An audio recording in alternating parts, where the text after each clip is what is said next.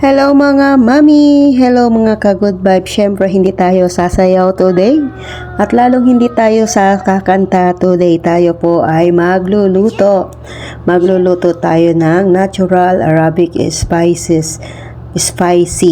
Ayan, may nakita yung amo ko sa kanyang panonood ng internet or Instagram. Ayan, nakita niya yan. Kaya pinagawa niya na naman yan sa akin talaga itong madamdamin ko.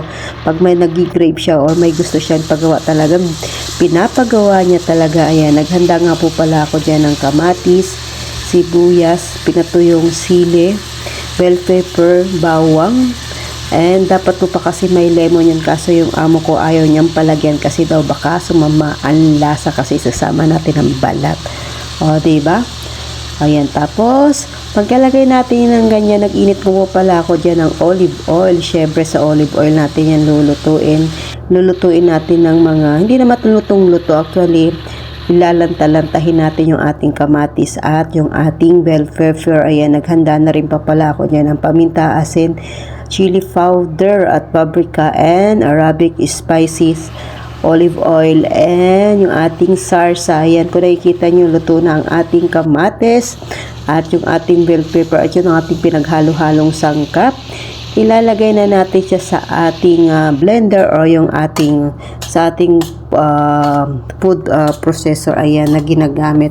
So, nilagay ko na siya guys para durugin ang ating pinagsama-sama nating spices. Madali lang to guys. At sabi ng amo ko ay super delicious nito at natural, no chemical. Tama nga naman, no chemical. Kaya lang marami siyang oil.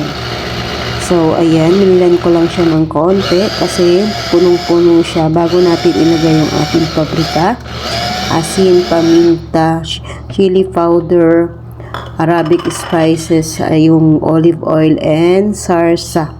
Ayan, nilagay ko na po yan para makuha natin yung tamang timpla. Dapat po talaga yan ay may lemon, pero ayaw nga nung amo ko, tulad nga ng sabi ko, ayaw nung amo ko. So, sumunod tayo kay boss.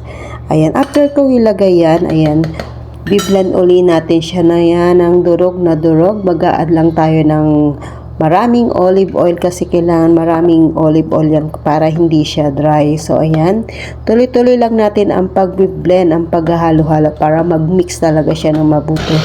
Nasa inyo na kung mag-a-add kayo ng asin or paminta dyan o yung mas maanghang o nasa inyo na yan guys. Basta ako tama lang, sinakto ko lang yung lasa niyan kasi ayaw nila nung maalat. So, mag-a-add lang tayo na mag-a-add ng olive oil dyan para hindi siya ma-dry. So, ayan guys, tuloy-tuloy lang ang ating pag-blend hanggang sa makuha natin yung tamang mixture nyo. Tapos, after nyan, mag-a-add ulit tayo ng olive oil para hindi talaga siya dry.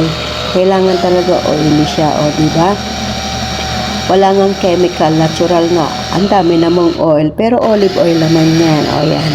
Hanggang dito na lang guys. Thank you for watching. I hope nag-enjoy po kayo sa aking video. At kung bago ka pa lang sa aking channel, huwag kalimutang i-click ang bell button para lagi kang updated sa aking mga video. Thank you so much. God bless all. Ayan. And happy cooking.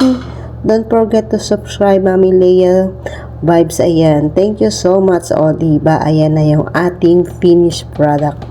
Pwede na nating tikman yan, tikman or ilagay sa malinis na garapon or lagayan. So, ayan guys, okay to nyo. Pero mag-a-add pa rin talaga tayo ng olive oil dyan para hindi siya dry. Kailangan, siya, oily. O, diba? Ang sarap-sarap ng tingnan. Super spicy, natural spices. Yan na po ang aking natural Arabic spicy. Ayan. From